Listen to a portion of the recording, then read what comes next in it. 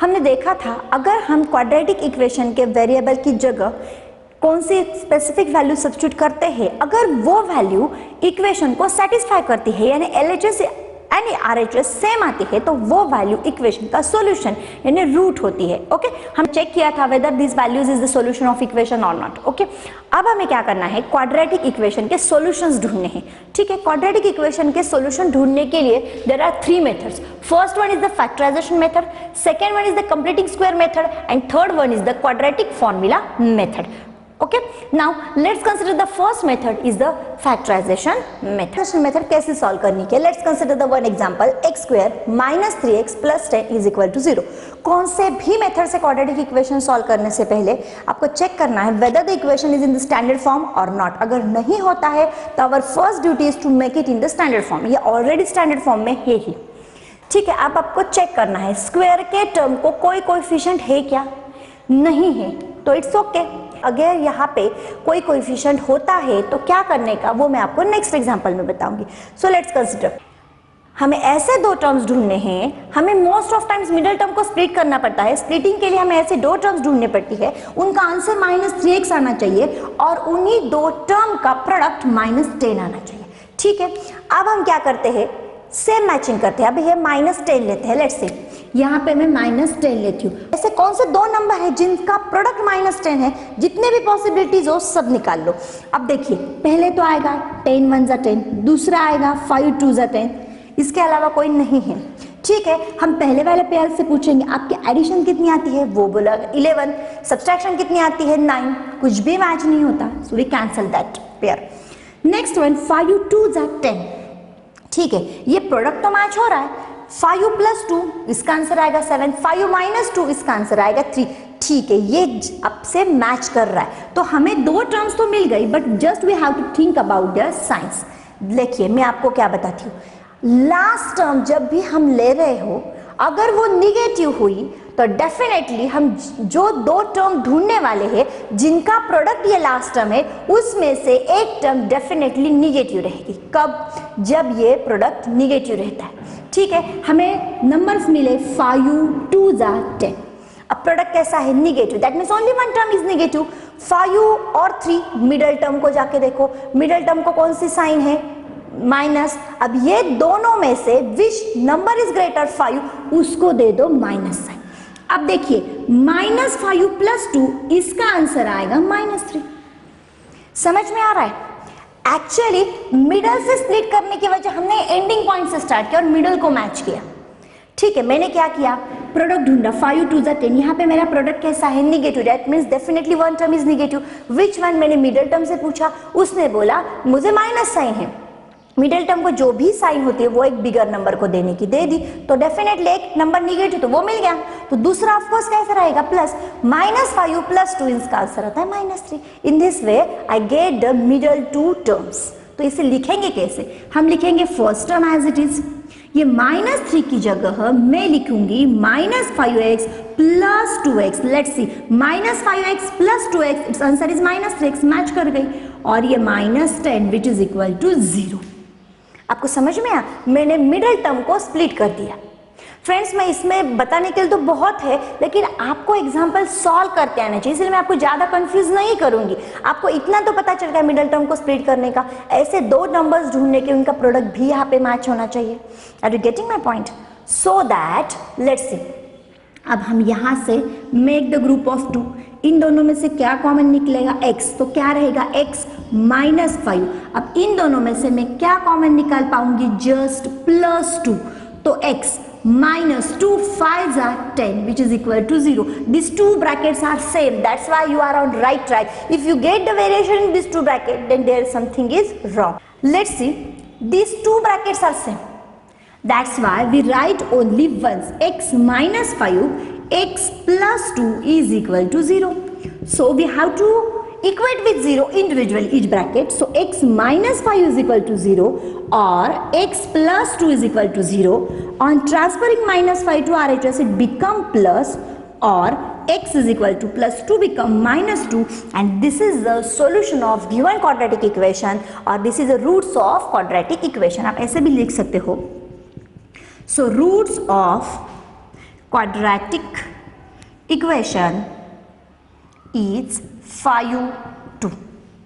ठीक है, इसे आप सॉल्यूशन भी कह सकते हो और रूट्स भी कह सकते हो। अब हम क्या करेंगे, यहाँ पे कोएफिशिएंट है, अगर यहाँ पे स्क्वायर के टर्म को कोएफिशिएंट होता है, पहला हमारा काम ये है कि गिवन क्वाड्रेटिक इक्वेशन को स्टैंडर्ड फॉर्म में लाने का, ये ऑलरेडी है, so we don't worry about that. अब देखिए स्क्वायर के टर्म को यहाँ पे कोएफिशिएंट है, हमें क्या करना है, ए के कोएफिशिएंट को सी से मल्टीप्लाई करवाना है, तो ये आएगा 2 into -6, so it's answer is -12। अब हमें ऐसे दो टर्म ढूंढने हैं जिनका प्रोडक्ट -12 हो और उन्हीं दो नंबर की एडिशन +1 100। ठीक है, 12 प्रोडक्ट, एक देखिए मैंने आपको प्रोडक्ट के साइन पे भी ध्यान देने के लिए बोला है, प्रोडक्ट कैसा है, नेगेटिव, दैट मीन्स डेफिनेटली हम जो भी दो नंबर ढूंढने वाले हैं जिनका प्रोडक्ट 12 है और उसी दो नंबर के एडिशन 1 है, उसमें से एक टर्म डेफिनेटली निगेटिव ही रहेगी। सो पहले ढूंढेंगे 12 कौन से का है, 12 1 = 12, 6 2 = 12, 4 3 = 12। पूछो सबको इनकी एडिशन कितनी रहेगी, 13, सब्सट्रैक्शन कितनी रहेगी 11, तो ये टर्म नहीं चलने वाली। एडिशन रहेगी 8, सब्सट्रैक्शन रहेगी 4, ये भी नहीं चलेगी। इनकी एडिशन रहेगी 7 और सब्सट्रैक्शन रहेगी 1। ठीक है, ये मैच हो रहा है, हमें जस्ट साइन पे ध्यान देना है, तो हमें नंबर मिल गया 4 3 = 12। प्रोडक्ट कैसा है, निगेटिव है, डेफिनेटली एक टर्म निगेटिव है, विच वन, मिडिल टर्म को पूछो, उसको जो साइन है वो इन दोनों में से बिगर नंबर को दे दो, आ गई बिगर नंबर को, तो बचा कौन 3, तो डेफिनेटली निगेटिव टर्म वाली, निगेटिव साइन वाली टर्म है 3। अब देखिए +4 इंटू -3, ये -12 आ गया, +4 -3, इनका आंसर आएगा 1। In this way we match the middle term. अब हम लिखेंगे कैसे, first term as it is, middle को एज यूजुअल हमें स्प्लिट करना है, तो लिखेंगे 4x - 3x। जब भी हम ये मिडल टर्म स्प्लिट करके लिखते हैं तो we should take care about that, जब भी हम कॉमन निकालते हैं ना, हमें कॉमन निकालने में भी इजी होना चाहिए। Suppose instead of 4x I right here -3x, सो मैं कॉमन नहीं निकाल सकती, वैसे तो आएगा लेकिन आपको थोड़ी सी दिक्कत हो सकती है, अगर लिखते थे ना आपने थोड़ा सा ध्यान दिया तो आपके आगे का काम भी इजी हो जाता है। और last term as it is, first term as it is, last term as it is, middle term get splitted and we equate with 0। Okay, so make the group of 2, क्या कॉमन निकलेगा, 2x, 2 चला गया square में से 1, तो x बचा, plus 2 2 ज़ा x तो कॉमन चला गया।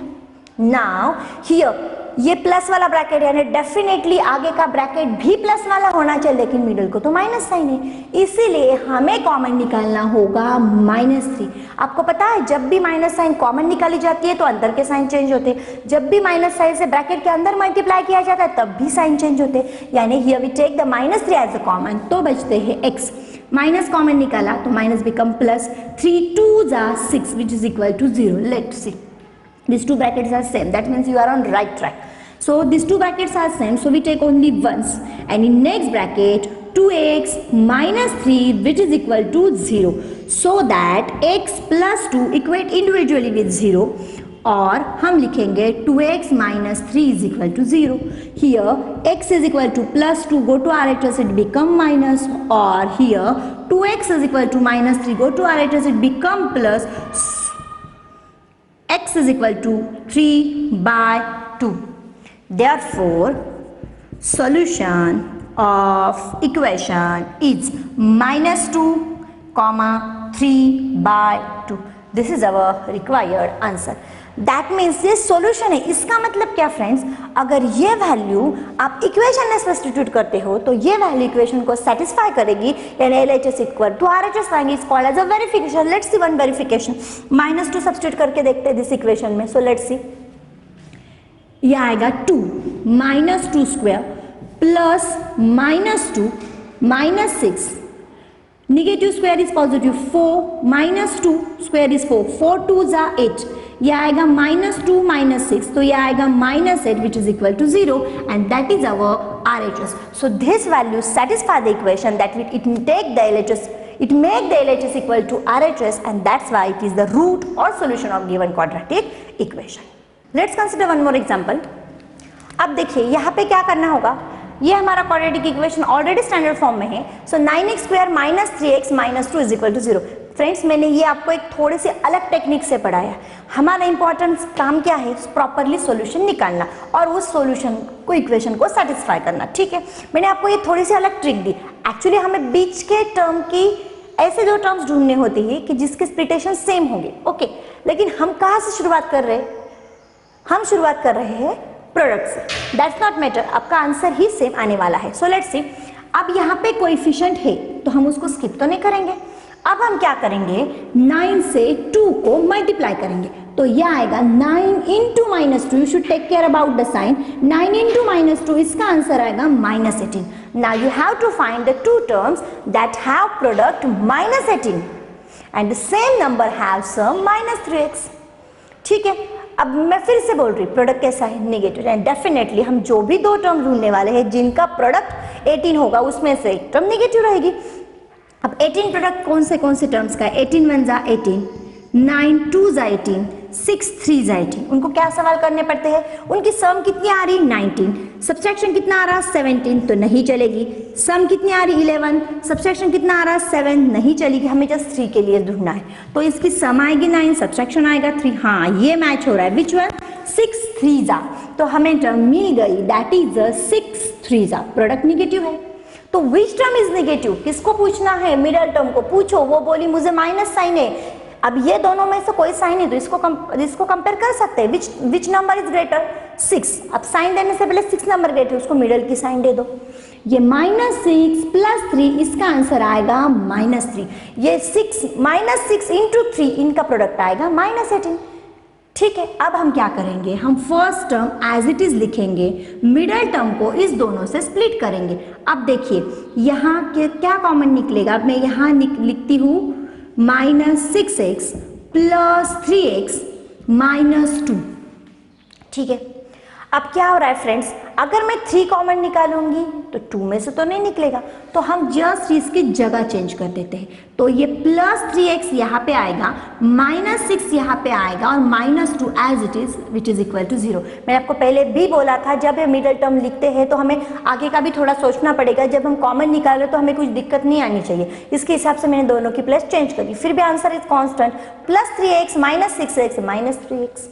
So we have to make the group of 2। अब इस ग्रुप में क्या कॉमन निकलेगा, 3x। तो 3 3 जा 9, 2 में x में से एक x चला गया, यहाँ पे आएगा +1। लेट्स सी, आगे बीच की माइनस है, मैं प्लस ही मेंटेन करनी होगी तो we have to take -2 as a common. 2 3 जा 6, पूरा 2 चला गया यानी कौन बचता है 1। This 2 brackets are same which is equal to 0. These two brackets are same, so we have to write only once. So in the next bracket, 3x - 2 is equal to 0. Now, then compare individual bracket with 0. So 3x - 2 is equal to 0. So 3x is equal to +1, go to RHS, it become minus. So x is equal to -3 here, multiply, it get divide. Or 3x - 2 go to RHS, it become plus, so x is equal to 2/3 and this is the solution of our equation. हम लिखेंगे solution of given equation, of course it is a quadratic equation, is -1/3 and 2/3. So let's see. अब ये देखने में तो बहुत horrible लग रहा है, इन एक्चुअल नहीं है। देखिए, हमें जैसे हमने इसे सॉल्व किया ना उसी टेक्निक से इसे सॉल्व करना है। बस हमें सिर्फ रूट आया है, उसमें कोई इतना कॉम्प्लिकेशंस नहीं है। फ्रेंड्स, हम क्या करेंगे, आपको पता है अगर स्क्वायर के टर्म पे कोई कोएफिशिएंट आता है तो वो लास्ट टर्म से मल्टीप्लाई हो जाता है, यानी यहाँ पे होगा √2 × 5√2। सो लेट्स सी, √2 × √2 का मल्टीप्लिकेशन आएगा 2, ये 5 as it is, 5 2s are 10। We have to find 2 terms that have a product 10 and addition 7। ये तो बहुत इजी है, 5 2s are 10, 5 2s are 10, all signs are positive, so we don't worry about sign. 5 + 2 is equal to 7, 5 2s are 10 तो match हो गया। अब करना ये है, हमें कॉमन निकालने के हिसाब से इसे लिखना है। सो लेट्स सी, ये 7 तो आ जाएगा, हमें सम भी मैच करनी है तो हम लिखेंगे कैसे फ्रेंड्स, ये आएगा, मैं ऐसा लिख देती हूँ, ठीक है। तो क्या होगा, 5 √2 × √2 का आंसर वैसे भी 2 आएगा, तो 5 + 2 7। तो देखिए अब हमें यहाँ पे प्रॉपरली लिखना होगा। मैं कैसे लिखती हूँ, ये √2x² एज इट इज आएगा, उसके बाद मैं लिखूंगी √2 इंटू √2x। ये दोनों एक टर्म ये है और दूसरी टर्म ये है। मैंने जस्ट क्या किया, 2 को कैसा लिखा, √2 इंटू √2। आपको पता है √2 इंटू √2 का आंसर 2 ही होता है, यानी ऐसा करने से हमारे मिडिल टर्म का वैल्यू भी मेंटेन हो गई और हमें कॉमन निकालने के हिसाब से √2 भी मिल गया। समझ में आ रहा है? सो इन नेक्स्ट टर्म अब यहाँ पे क्या लिखना है, ये वाला पहला लिखा उसको x दे दिया। अब इस और दूसरी टर्म लिखेंगे 5x और लास्ट टर्म रहेगी 5√2 विच इज इक्वल टू 0। क्या किया, 5 2 = 10, 5 + 2 7। अब जस्ट 2 को मैंने ऐसा लिखा, वैसे भी √2 इंटू √2 2 ही आने वाला है, यानी मैंने बीच को 7x को ऐसे लिखा, just 5 + 2 = 5x + 2x = 7x। So let's see अब क्या हुआ, we have to make the group of these two and last 2 terms. देखिए इन दोनों में क्या कॉमन निकलेगा फ्रेंड्स, इन दोनों में कॉमन निकलेगा √2x, तो बचता है x, ये √2x एज अ कॉमन चला गया, सिर्फ बचा √2। अब तो सब प्लस साइन है तो डोंट वरी अबाउट दैट। अब इस नेक्स्ट में क्या कॉमन निकलेगा, 5, तो ब्रैकेट में रहेगा x, 5 तो कॉमन के लिए बाहर चला गया। अब √2 which is equal to 0। Let's see this 2 brackets are same so that we write only once in next bracket √2x + 5 is equal to 0। Individually we equate this bracket with 0 or √2x + 5 is equal to 0. So x is equal to plus √2 become minus √2 or √2x is equal to -5. So x is equal to -5 √2. Therefore solution of given equation is equal to -√2, -5 √2 and this is your required answer. Let's consider one more example. क्या है, 2x upon x minus 3 plus 1 upon 2x plus 3 plus 3x plus 9 upon in first bracket x minus 3 next bracket 2x plus 3 is equal to 0. Here x is not equal to 3 or x is not equal to 3 and 3/2, यानी जो भी solution निकलेगा अगर उसका answer 3 आता है तो वो रूट्स नहीं होगा, वो इस इक्वेशन का रूट नहीं कहलाएगा। ठीक है, ये समझ में आपको बाद में बताती हुई ये कंडीशन दी है। सो देखने में तो बहुत ही डेंजर लग रहा है, इन एक्चुअल केस नहीं है। देखिए इस डिनोमिनेटर में क्या है, x - 3, इसमें क्या है 2x + 3 और इसमें तो दोनों भी प्रेजेंट है। तो अब हम क्या करेंगे फ्रेंड्स, ये भी एग्जांपल हमें फैक्टराइजेशन मेथड से ही सॉल्व करना है, तो उसके लिए हम करेंगे multiply each term by x - 3 and 2x + 3, हर एक टर्म को इससे मल्टीप्लाई करेंगे। सो लेट्स सी, यहाँ पे भी किया जाएगा, मैं आपको लिख के बताती हूँ।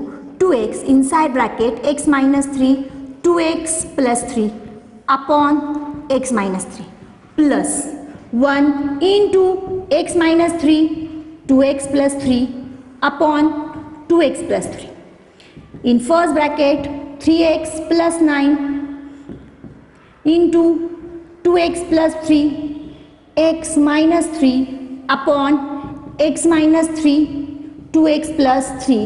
0 को कौन से भी नंबर से मल्टीप्लाई करो उसका आंसर 0 ही आता है। सो लेट्स सी, ये कैंसिल हो जाएगा, इसमें ये कैंसिल हो जाएगा और यहाँ पे ये दोनों भी कैंसिल हो जाएंगे। अब क्या बचे फ्रेंड्स, अब बचता है 2x इनसाइड ब्रैकेट 2x + 3, ये plus x - 3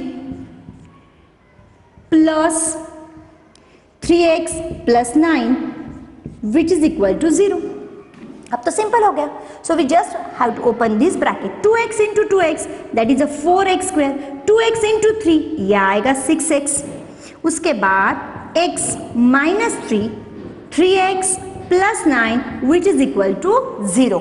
so let's see, अब ये स्टैंडर्ड फॉर्म में लिखना बहुत जरूरी है। अब हम लिखेंगे 4x² एज इट इज, उसको एडिशन के लिए कुछ और टर्म नहीं है स्क्वायर की, 6x + 1x 7x + 3x, ये आ गया 10x।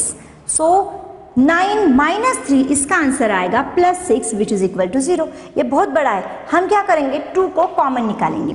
So 2 inside bracket 2x square, 2 5 10, 2 3 6 which is equal to 0। अब ये 2 यहाँ पे मल्टीप्लाई है, यहाँ आके 0 को डिवाइड होगा। कौन से भी नंबर को अगर 0 से डिवाइड करते हो तो उसका आंसर 0 ही आता है। Then our required quadratic equation is 2x square + 5x + 3। आपको समझा क्या क्या था? दिखने में तो बहुत बड़ा दिख रहा था, तो मैंने पहले ऑब्जर्व किया प्रॉपरली। इसके डिनोमिनेटर में x - 3 है, इसके 2x + 3 है, इसके x - 3 एंड 2x + 3 दोनों भी है। हमें डिनोमिनेटर से नहीं करने हैं, हमें इक्वेशन को मिनिमाइज करना है, इसीलिए मैंने हर एक टर्म को x - 3 एंड 2x + 3 से मल्टीप्लाई किया। मैंने आपको दिखाया भी। तो जब ये हुआ तो पहले फ्रैक्शन में से x - 3 चला गया, ये बचा, और यहाँ पे 2x + 3 2x + 3 चला गया तो x - 3 बचा। यहाँ पे दोनों भी कैंसिल हो गए तो just 3x plus. On solving this bracket we get the quadratic equation that is 2x square + 5x + 3 and now we have to solve this equation by factorization method. Now it is very easy for us. So 2x square + 5x + 3 which is equal to 0। Friend देखिए यहाँ पे हर एक term positive है, so it is very easy for. मैंने आपको बोला था अगर यहाँ पे कोई कोएफिशिएंट होता है तो उससे लास्ट टर्म से मल्टीप्लाई किया जाएगा। तो 2 × 3 which is equal to 6। So we have to find the two terms that have product 6 and addition 5। It's very simple. 3 2 6, 3 + 2 5। हमें मिडिल टर्म क्लासिफिकेशन इजी से मिल गया। अब फर्स्ट टर्म तो हम एज इट इज लिखेंगे, लेकिन इसके पास क्या लिखेंगे? 3 और 2 लिखेंगे कॉमन निकालने के हिसाब से। सो मिडिल टर्म को स्प्लिट करके लिखेंगे 2x + 3x। 2x + 3x is a 5x and last term is as it is which is equal to 0. So make the group of 2. क्या कॉमन निकाला जाएगा? 2x। क्या बचेगा? x + 1। अब यहाँ पे क्या कॉमन निकालेगा? 3 बचेगा x + 1। These two brackets are same, that means you are on right track. So these two brackets are same, so we write only once in next bracket 2x + 3 which is equal to 0. So that equate individually with 0. So 2x + 3 is equal to 0. So x is equal to +1 become -1, or x is equal to +3 go to right side become minus, here 2 multiplied become divide. Friends, लेकिन यहाँ पे mention किया गया है x is not equal to 3 and 3/2, यानी जो भी root आएगा ये रूट इज नॉट एक्सेप्टेबल, यानी ये पूरे क्वाड्रेटिक, क्योंकि ये मेंशन ही किया गया है x is not equal to -3/2, यानी ये हमें अलाउड नहीं है। देयरफॉर हम लिखेंगे -1 is only one root of given equation. Okay, it's very simple. Let's consider some word problem. Find the two numbers whose sum is 27 and product is 182. Okay, हमें दो numbers ढूंढने हैं, उनकी सम 27 है। तो क्या होगा friends? So first let one number be x and other b। दूसरा क्या होगा? दोनों की सम 27 है। देखिए अगर मैं बोलती हूँ दो नंबर की सम 12 है, उसमें से एक नंबर 5 है, तो अब दूसरा कैसा निकालोगे? आप क्या करोगे? 12 में से 5 को सब्सट्रैक्ट करोगे तो उसका आंसर आएगा 7। ऐसा ही करना है। दोनों नंबर की सम कितनी है फ्रेंड्स? 27। उसमें से एक नंबर मैंने x कंसिडर किया, तो दूसरा नंबर क्या होगा? दूसरा नंबर होगा 27 - x। So that as per condition, क्या कंडीशन दी है हमें कंडीशन दी है उन दोनों नंबर का product. So as per the condition their product is 182। So first number is x into second number is 27 - x, उनका प्रोडक्ट है 182। Okay, so that we have to open the bracket. x into 27 ये आएगा 27x, x into -x ये आएगा -x square which is equal to 182। Okay, we transfer all this thing to that side, then our x square become positive, so that 0 is equal to x square plus 27x go to RHS, it become minus and it is a plus 182. So we write it properly, that is इसे ऐसा भी लिखा जाएगा x square minus 20x plus 182 which is equal to 0। अब वही rule follow करना है, factorization method से सॉल्व करेंगे। लास्ट टर्म है 182. We have to find the two number that have product 182 and the same number have sum -27. Okay, अब देखिए product कैसा है, पॉजिटिव. इसके दो मीनिंग्स होते हैं. Both terms are negative and both terms are positive, because अगर बोथ टर्म नेगेटिव है माइनस माइनस का मल्टीप्लीकेशन होगा प्लस, और बोथ टर्म पॉजिटिव है तो भी प्लस आता है. तो हमें कैसा समझेगा ये, तो हमें कैसा ध्यान में आएगा कि बोथ टर्म नेगेटिव है पॉजिटिव. मिडिल टर्म को देखो, मिडिल टर्म नेगेटिव है एंड डेफिनेटली हम जो भी दो टर्म ढूंढने वाले हैं जिसका प्रोडक्ट 182 है वो दोनों भी नेगेटिव रहेंगे, और वो रहेंगे -13 -14. माइनस माइनस का multiplication plus, -13 -14 sum is -27. Okay, so we write here x square, middle term को स्प्लिट करके ऐसा लिखेंगे -13x -14x plus 182. First last term as it is, they have to just split the middle term. So make the group of 2. क्या common निकलेगा, x. क्या बचेगा bracket में, x -13, यहाँ आएगा -14 x -13 which is equal to 0. In general अगर ये first ये मिडल में से ये साइन और ये नंबर कॉमन निकालोगे तो डेफिनेटली यही रिपीट होता ही है. ठीक है, सो दैट ये देखिए दो bracket same, so I write only once. In next bracket x -14 is equal to 0. So equate individually with 0 और x -14 is equal to 0. So x is equal to -13 become +13 or -14 become +14. So our numbers are 13 and 14.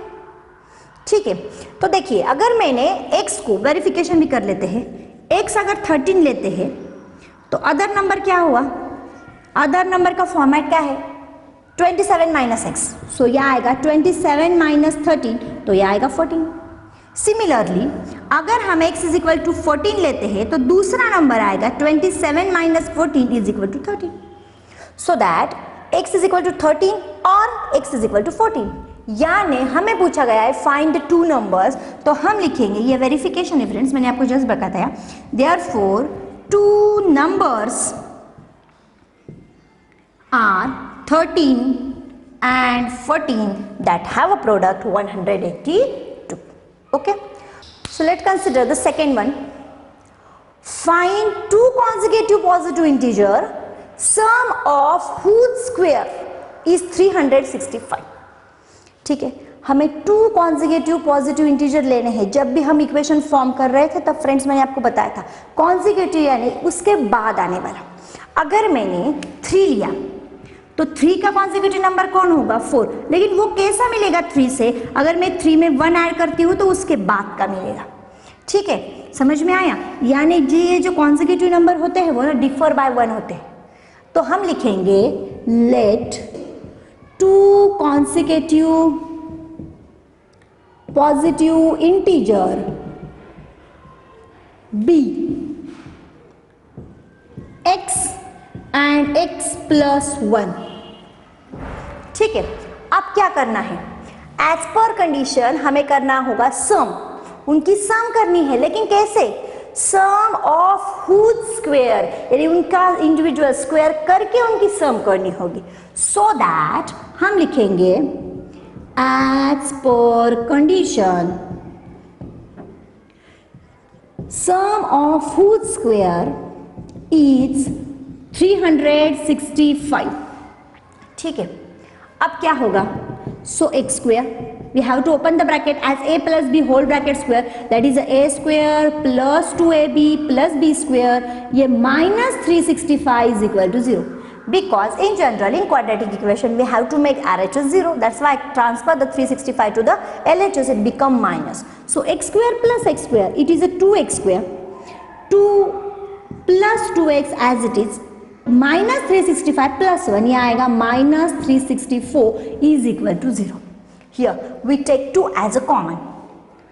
So हम लिखेंगे divide each term by 2.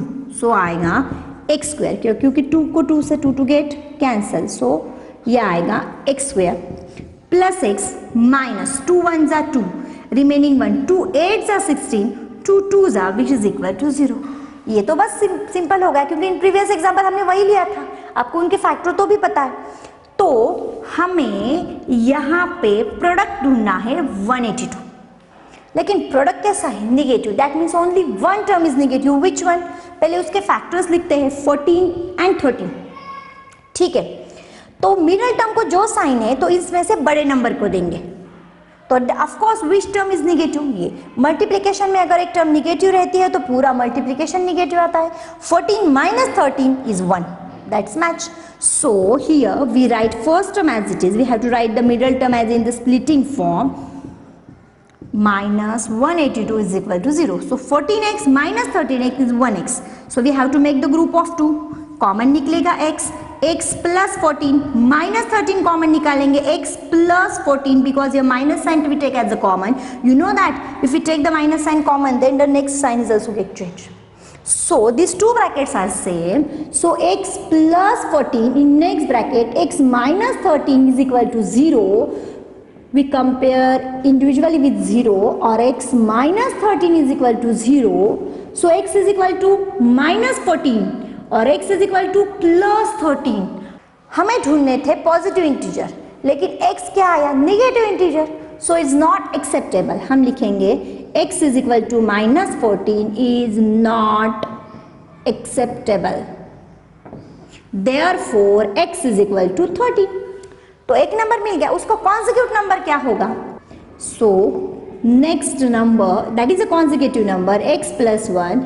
So value of x is equal to 13 plus 1 is equal to 14. Therefore two consecutive positive integers are क्या आ गए वो? 13 and 14. Okay. The altitude of right triangle is 7 centimeter less than its base. If the hypotenuse is 13 centimeter, find the other two sides. ये कौन सा triangle है friends? ये है right angle triangle. Let's consider this right angle triangle. इसे कहा जाएगा base और इसे कहा जाएगा अल्टीट्यूड. और ये तो हमारी हाइपोटेन्यूस है विच इज गिवन 13 सेंटीमीटर. ठीक है, हमें क्या दिया है? The altitude of right triangle is 7 centimetre less then it's base. यानी जब तक हम बेस कंसिडर नहीं करते तब तक हम अल्टीट्यूड नहीं ले पाएंगे.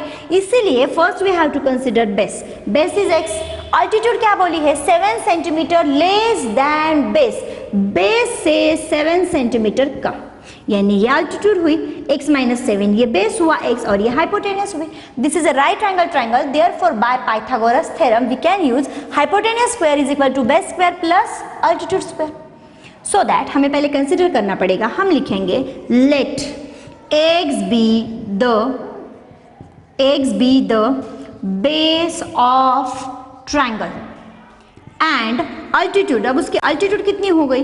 Altitude is equal to x minus 7 centimetre.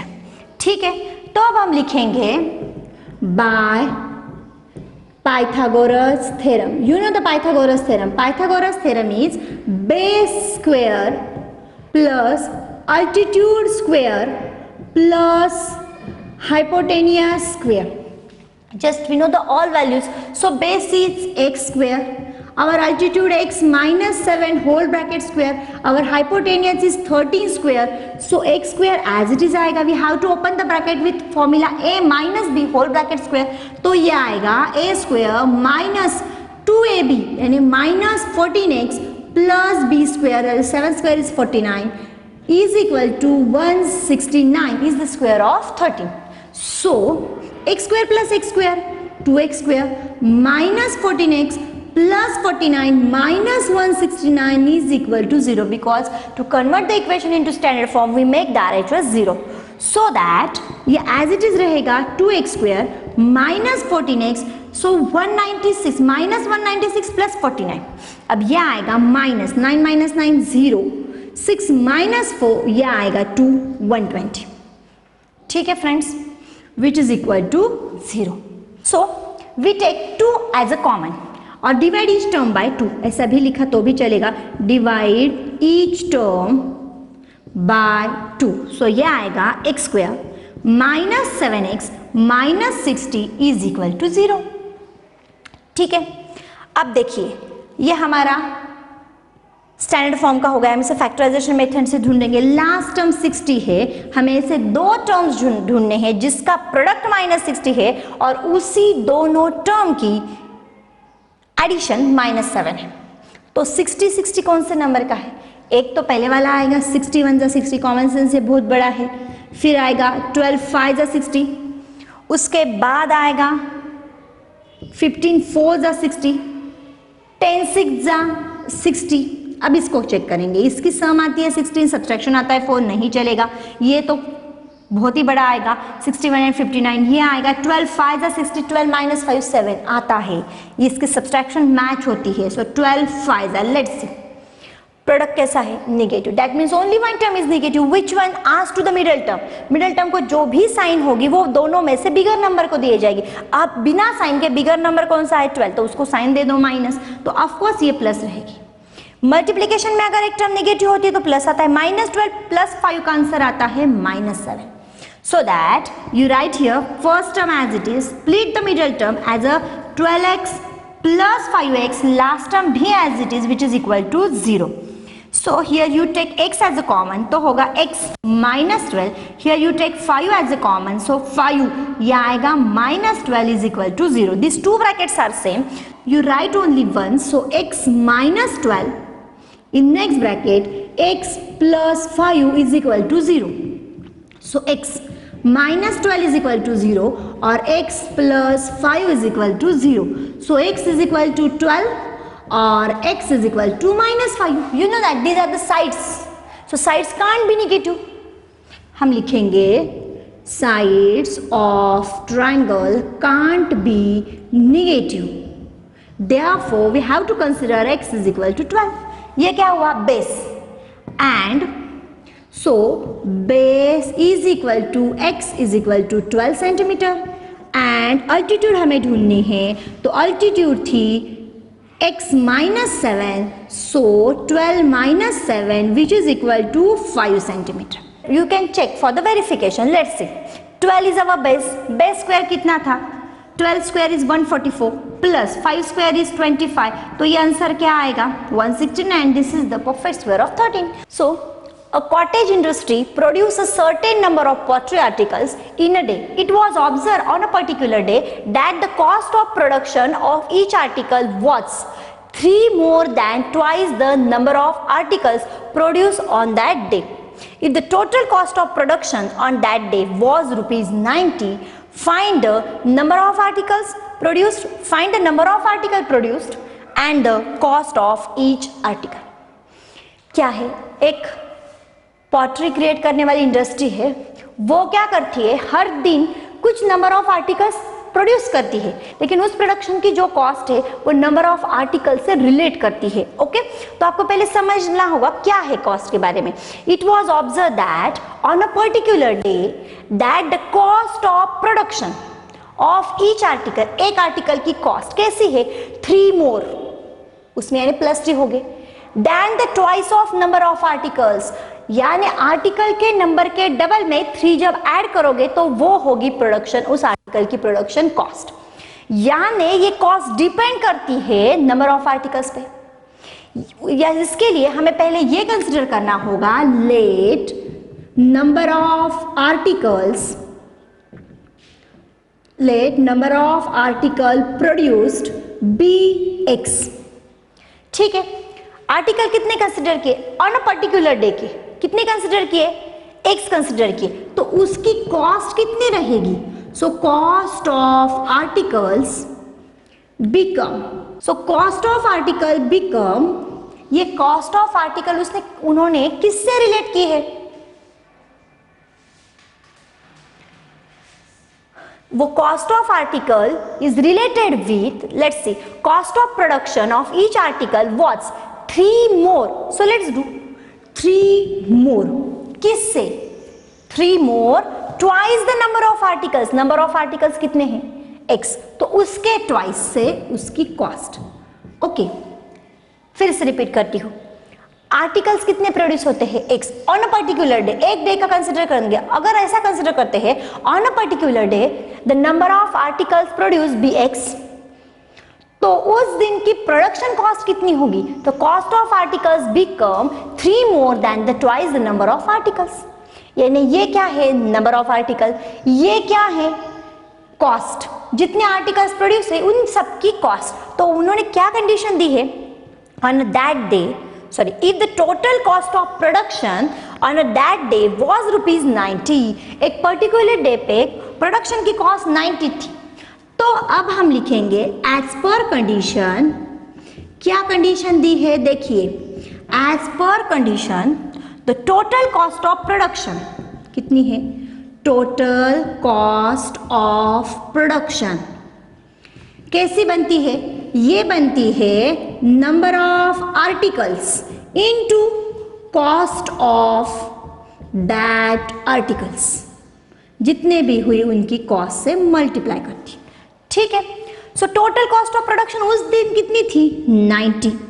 Okay, तो नंबर ऑफ आर्टिकल्स कितने कंसिडर किए थे? x इनटू उस आर्टिकल की कॉस्ट कितनी थी उस दिन? 2x + 3। ये सब मिला के कितने रुपीज हुए थे उस दिन? 90। ठीक है, हम इसको वहां पे ट्रांसफर कर देते हैं और ब्रैकेट को ट्रांसफर करेंगे। 2x into x 2x square, 2x into 3 ये आएगा 3x और ये आएगा -90। That is our required equation is 2x square plus 3x minus 90 is equal to 0। So that अब हमें यहाँ पे टर्म्स है और इन दोनों का मल्टीप्लिकेशन करना पड़ेगा। 2 इंटू 90 दैट इज 180। ठीक है, यहाँ पे प्रोडक्ट निगेटिव है, दैट मीन्स जो भी दो टर्म ढूंढे जाएंगे उसमें से एक टर्म डेफिनेटली निगेटिव होगी। तो किन दो टर्म का 180 आता है? 15 12।